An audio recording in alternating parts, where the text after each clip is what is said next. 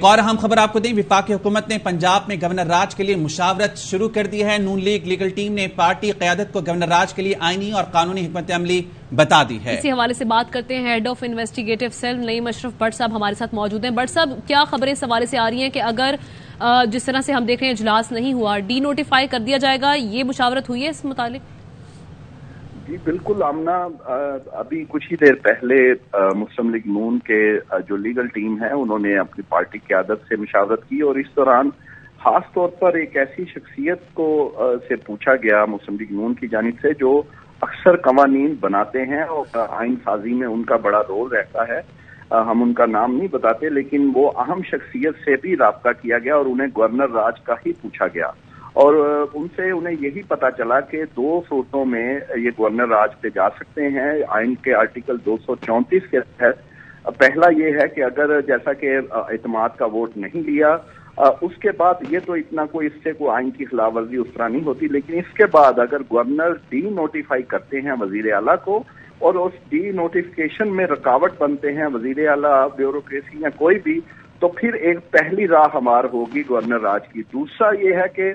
वजीर आला कहेंगे कि अब क्योंकि वो वजीर आला नहीं रहे परवेज लाही, उन्होंने डी नोटिफाई किया, इसलिए नए वजीर आला का इंतखाब कराया जाए। उस पर भी अगर स्पीकर पंजाब असम्बली जहां पर इलेक्शन होता है वजीर आला का, वो अमल दरामद नहीं करते और पहले की तरह वो यही कहते हैं कि ये गैर आईनी। गवर्नर राज का ऑप्शन ही टॉप पर है या फिर ये अदालतों में भी मामला जा सकता है, जिस तरह से इस पे भी मुशावरत की जा रही थी मुस्लिम लीग नून की? हमने बिल्कुल वो पैरेलल अदालत वाला बिल्कुल इनके पास ऑप्शन मौजूद है और कल का पूरा दिन इसके लिए इनके पास है, लेकिन उससे पहले ये सारी मुशावरत कर रहे हैं। और अगर दो रुकावटें, पहला कि वो डी नोटिफिकेशन में रुकावट बनते हैं परवेज लाही को अगर गवर्नर करते हैं, दूसरा वो नए वजीर आला का इंतखाब नहीं करवाते, तो फिर ये सॉलिड ग्राउंड होंगी कि गवर्नर फिर वफाक को लिखेंगे कि वो गवर्नर राज लगाएं और फिर वफाकी हुकूमत चाहे तो वो काबीना से मंजूरी ले ले, लेकिन अगर इसको ज्यादा उन्होंने पावरफुल बनाना है तो वो पार्लियामेंट से भी मंजूरी लेकर गवर्नर राज लगा सकते हैं। लेकिन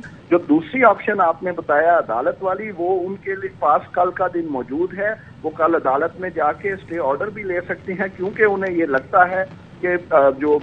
पीटीआई या मुस्लिम लीग काफ है उनका ख्याल ये है कि वो शायद नो कॉन्फिडेंस जुम्मा को ले आए और ये कहें कि वो क्योंकि नो कॉन्फिडेंस नाकाम हो गई है, जो कि नाकामी का ही ज्यादा इम्कान है, क्योंकि जो अरकान असम्बली हैं वो अपनी अगर खिलाफ वर्जी करते हैं पार्टी पॉलिसी की, यानी वफादारी तब्दील करते हैं, तो उनका वोट ही काउंट नहीं होगा। आपको पता है इसमें सुप्रीम कोर्ट का ऑर्डर आ चुका है, इसलिए वो नो कॉन्फिडेंस तो वो नाकाम होने के ही ज्यादा इम्कान है। अगर उसमें जाती है तो फिर ये एक नया पिंडोरा बॉक्स इस तरह खुलेगा कि वो अपोजिशन कहेगी कि ये देखें हमारा जो हुकूमत है पीटीआई की पंजाब में, वो कहेगी कि हमने नो कॉन्फिडेंस काम कर दी, अब हम असेंबली तोड़ सकते हैं। लेकिन दूसरी जानिब ये कहेंगे कि गवर्नर की